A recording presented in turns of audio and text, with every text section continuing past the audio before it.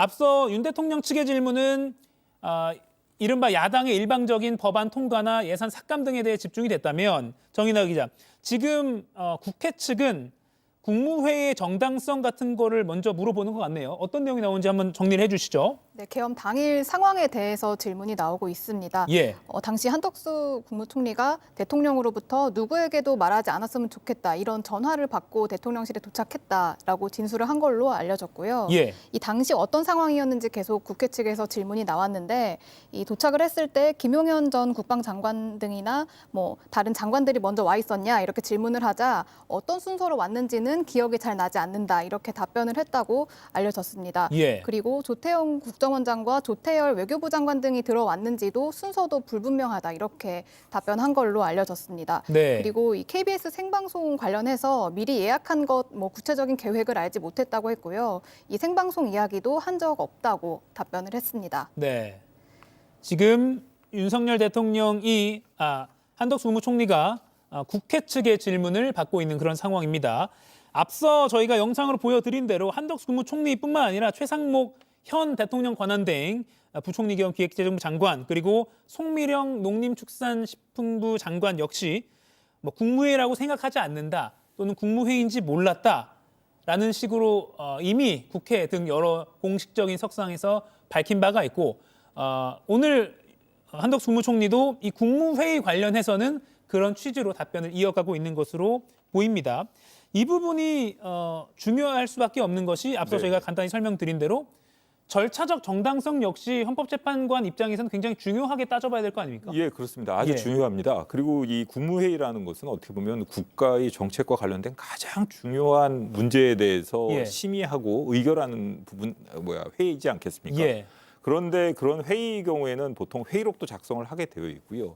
이 절차라던가 저도 이렇게 장관분들이나 이런 분들 가시는 거 보면 네. 미리 일정이라든가 의제에 대해서도 다 공유가 되고 나중에도 그런 국무회의에 어떤 논의가 오갔는지는 나중에 다 관보라든가 이런 데도 공개가 됩니다. 예. 그런데 지금 이 경우 같은 경우에는 지금 그 국정 최고 제2인자라고 할 수 있는 그 한덕수 총리께서도 보면은 지금 어떤 의제인지도 모르고 갔다고 하시는 상황이고 예. 그리고 국무위원들도 그제서야 막 그렇게 불러서 출석하기 시작했다는 건데 그런 국무회의를 제대로 개최된 정상적이고 절차적이고 실질적인 면에서 아무런 하자가 없는 국무회의라고 보기는 어려운 것 같습니다. 예.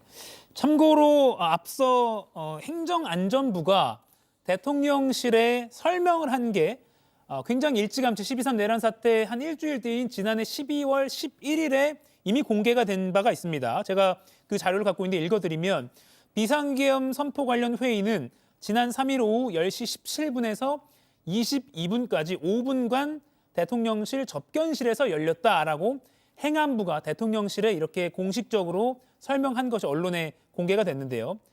다시 한번 설명해드리면 12월 3일 지난해 12월 3일 오후 10시 17분부터 22분까지 5분간 대통령실 접견실에서 열렸다. 그래서 그 이후에 많은 언론이 지금까지도 5분짜리 국무회의라고 그렇게 이름을 붙이고 있는 것이죠. 그리고 원래 국무회의 간사가 행정안전부 의정관이라는 그 직책의 사람이 사회를 보고 그 회의 내용을 바탕으로 국무회의록을 작성해야 하는데 의정관이라는 이 직책의 사람도 사전에 국무회의 개최 여부가 공지가 되지 않았기 때문에 참석을 하지 못했고 그래서 회의록이 현재까지도 남아있지 않은 것으로 알려져 있는 그런 상황입니다. 이거는 저희 해석이 아니라 행정안전부가 대통령실에 공식적으로 설명한 내용이 언론에 공개된 내용입니다. 지금 이 내용만 보더라도 5분짜리 국무회의였고 회의록도 남지 않았고 그리고 앞서 여러 또 증인 신문 등을 통해서 네. 국무회의라고 여기지 않았다라고 말한 취지로 그런 취지로 말한 경우도 많았기 때문에 예. 글쎄요, 이 부분에 대해서 윤 대통령 측은 또 어떻게 반박을 할 수 있을지 모르겠지만 네네. 이 부분에서는 논쟁적이다라고 볼 수 있을까요? 그 부분은 이미 이렇게 행정안전부에서 공식적으로 발표를 한 거기 때문에 예. 그걸 어떻게 뒤집지는 어려울 것 같고요. 그렇기 때문에 김용현 장관이 지난번에도 순차적으로 계속 들어오면서 의견을 물었기 때문에 예. 국무회의가 5분짜리가 아니다. 라는 이렇게 좀 상식적으로 받아들이기 어려운 좀 주장도 했던 거 아닌가 이런 생각이 듭니다. 네. 사실 이 국무회의라는 거는 아주 중요해서 나중에라도 자료로 다 남겨놓고 어떤 국무위원들이 어떤 의견을 표명했는지는 후세 사람들도 알아야 되지 않겠습니까? 예. 그런데도 불구하고 이렇게 의사록도 없었고 사전에 의제에 대한 공지도 안 됐다는 것은 이 국무회의 자체가 없었다는 것, 그리고 계엄 선포 자체가 그 대통령의 일방적인 독단에 의해서 이루어졌다는 걸 추정케 한다, 이렇게 보여집니다. 예.